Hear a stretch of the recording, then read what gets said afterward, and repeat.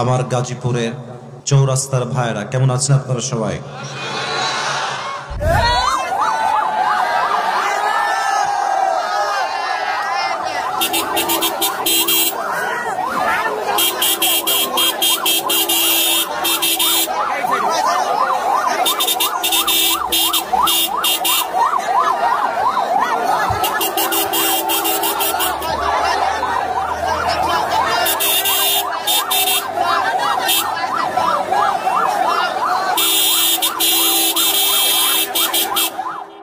আমি যা দেখতে পাচ্ছি আজকের এই মাহফিলে ডানে এবং আমার সামনে যত মানুষ আজকের মাহফিলে এসেছেন, যদি আমার ভুল না হয় সবাই আপনারা নিজেরাই একবার তাকায় দেখেন পুরো মাহফিলটা।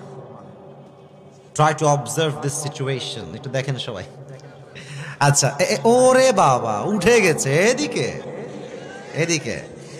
যতজন আজকের এই মাহফিলে এসেছেন অ্যাজ এ অডিয়েন্স, শ্রোতা হিসেবে আমার বিশ্বাস যত শ্রোতা এসেছে তার 90 ভাগেরও বেশি কলিজার টুকরা যুবক ভাইরা আজকের মাহফিলে এসেছে। ইসলামের বিজয় যে সুনিশ্চিত, এটার ভিক্টরি যে কনফার্ম, এটাকে রুখে দেওয়ার সাধ্য যে কারো নাই, আজকে গাজীপুরের মাটিতে যুবকদের উপস্থিতি এটাই প্রমাণ করছে। যুবক ভাইরা, আল্লাহ প্রত্যেকটা যুবককে নেক হায়াত দান করুক, পড়েন সবাই আমিন। গাজীপুর ঢাকার মধ্যে পড়ে। ঢাকা হচ্ছে বাংলাদেশের রাজধানী, father of all the father's, brand of all the brand, তাই না? ঢাকার সাথে কোনো কম্পেয়ার করা যাবে না। তো আপনারা সবাই শিক্ষিত মানুষ, খুবই আপনারা মার্জিত মানুষ।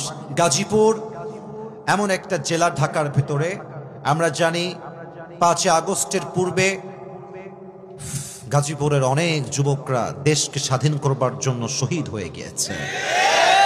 এবং আপনারা দেখবেন সময় টিভি, যত টিভি আছে, যত নিউজ চ্যানেল আছে, গাজীপুরে মানুষকে যেভাবে হত্যা করা হয়েছে, খুব বড় মর্মান্তিক কথা এটা, বড় মর্মান্তিক কথা এটা। এবং ওনারা বললেন ওনারা জেল খেটেছেন, বাড়ির থেকে বাহিরে ছিলেন, এটা খুবই কষ্টের কথা। আমরা একটা কথা আজকে এই মাহফিল থেকে অ্যানাউন্সমেন্ট দিতে চাই, আগামীতে কোন স্বৈরাচারকে এই দেশে আমরা চুল পরিমাণ বরদাস্ত করব না। গাজীপুর আগামীতে এই দেশে নির্বাচন হবে, কোন একজন প্রধানমন্ত্রী নেক্সট টাইমে এই দেশে সিলেক্ট হবেন, এটা আমরা মনে প্রাণে বিশ্বাস রাখি। তবে as a Muslim, as a believer, একজন ইমানদার হিসেবে 1 নম্বর দাবি আমাদের, আগামীতে আমরা এই সোনার বাংলাদেশে কোন নারীকে ক্ষমতার চেয়ারে দেখতে চাই না। দ্বিমত না একমত? এত আস্তে বললে তো একমত হয় না। দ্বিমত না একমত? আপনি যেই দলেরই হন, একটা হাদিস মাথায় রাখবেন।